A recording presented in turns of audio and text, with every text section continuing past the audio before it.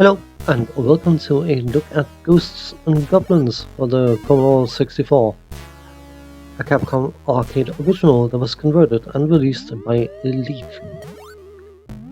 You likely want some plot, and the plot is that Princess Prin has been kidnapped by the evil lord himself, under command of an even more evil lord, apparently. And of course, Arthur, who's madly in love with Princess Prin, even though he giggles every single time he says her name, decides that he should probably go and rescue his beloved, and he trots along on the way to enter Hades, which is a fancy word for hell, in order to defeat the baddies and rescue his beloved Prin.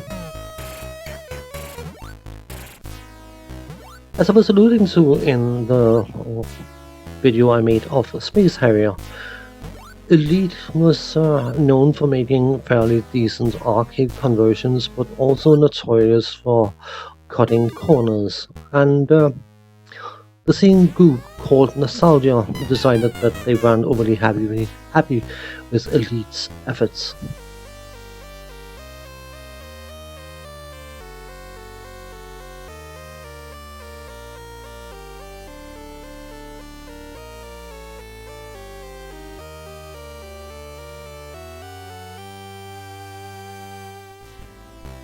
Let me present Ghosts and Goblins Arcade for the Commodore 64. The Elite conversion, completely and utterly remade by Nostalgia.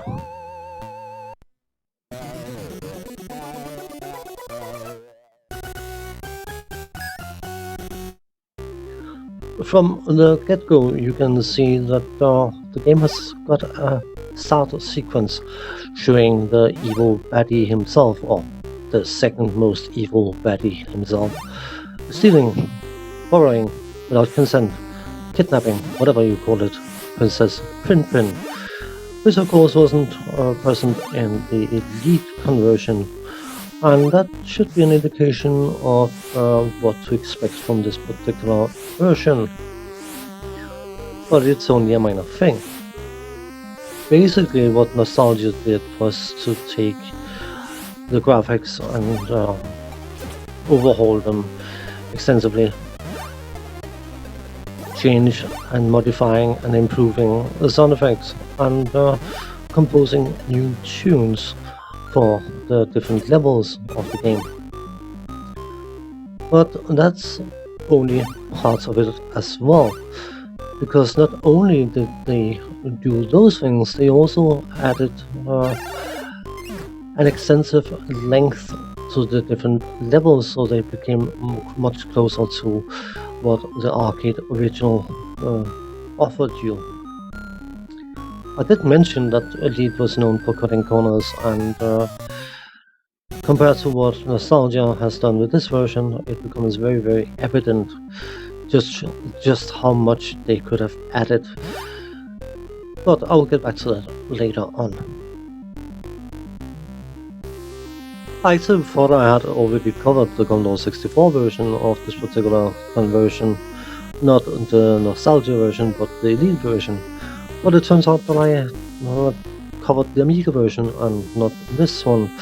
So for those who may be interested, I should probably mention some game mechanics and that kind of stuff. As you have likely gathered, you are in control of Arthur in his quest to save Princess funky name. And he is an armored knight who finds it incredibly easy to jump quite high and quite far, all things considered, for an individual carrying heavy armor. He starts off with a lance and can gain access to several different weapons that you can find after defeating certain enemies that carry cauldrons around. The different weapons are the lance that he starts with, and the knife, which is basically like the lance but just shoots faster. Then you have the torch and the axe, which both fires in an arc. The distinctive difference between them is the torch will burn for a certain amount of time, and while the torch is on screen, you cannot throw another torch. This is something that's important to be aware of. But then there's also the famous shield, which has a very limited range, but will do twice the amount of damage as any of the other weapons. Not relevant for most of the enemies because they are one-shot by whatever weapon you toss at them. But mini bosses and specific set-piece monsters requires multiple hits, and that's where you can definitely tell the extra power of the shield. The Elite version contained 4 levels, whereas this particular version contains the full 6 levels of the arcade original's length, and a bonus room once you beat level 6. Different levels are themed as you get closer and closer to Hades, and you can easily distinguish the different areas from one another, and by and large I think the different levels look quite good for a Commodore 64 title, and while nostalgia did improve graphics significantly, even the original conversion, despite its shortcomings, doesn't look half bad either.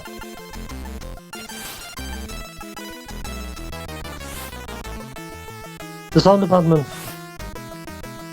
Nostalgia made or improved the existing sound effects, and while they are an improvement, I'm not necessarily the biggest fan of all of them, but as a whole I will agree that they are an improvement compared to the Elite conversion. When it comes to the music,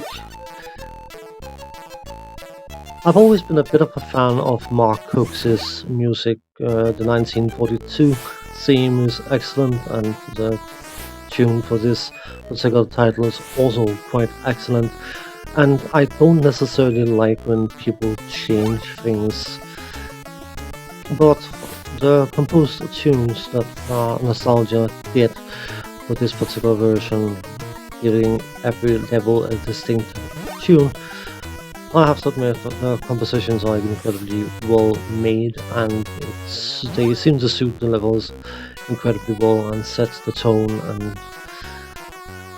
yeah, while not the biggest fan of the concept of changing the music around initially, I have to admit the music in this particular game, or this particular version, grew on me, and I am now at a point where I prefer it over the original music, because the original music is nice enough, but it plays on every single level, which makes it a bit tedious after a while. Controls on left, right, up, down will do those kind of things, and then the fire button to throw your weapon. And that is another thing that Nostalgia improved with this particular version. They sharpened up the controls so they are somewhat more responsive, and also can actually turn in mid-air, which is something that wasn't possible in the original Elite conversion.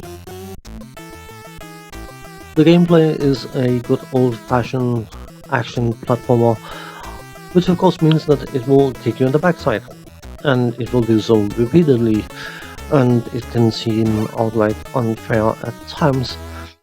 But if you have the perseverance and patience to stick with it, you will likely find that you are progressing a tiny little bit every single time you play. That again, of course, depends on how much you are willing to put into this game in order to progress further, because of course as you get further and further into the game, you have that much further to catch up once the game over. Nostalgia definitely made this version into the definite arcade conversion of Ghosts and Goblins for the Commodore 64. There can be no questioning that specific point.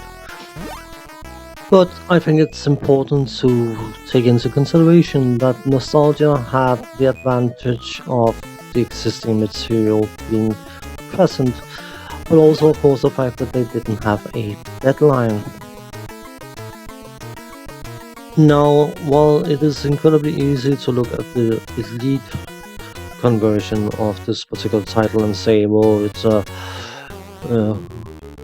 corner-cutting rushed job, I am not overly happy about the fact that it inadvertently is going to reflect negatively on the individuals that was tasked with converting this particular arcade, because we don't know how much time they were given. Were they given a month? Were they given 2 months? Were they given whatever? We just don't know. And whatever time frame they would have been given, it would have been under strict elite management supervision in order to get the game shipped as quickly as possible. And under those conditions, while the original release was inadequate, it was what it could be, I think. All that aside, the nostalgia version of this particular title is absolutely excellent, and it reminded me just how much I enjoy playing this game. Thanks for watching, take care, see you next time, bye bye for now.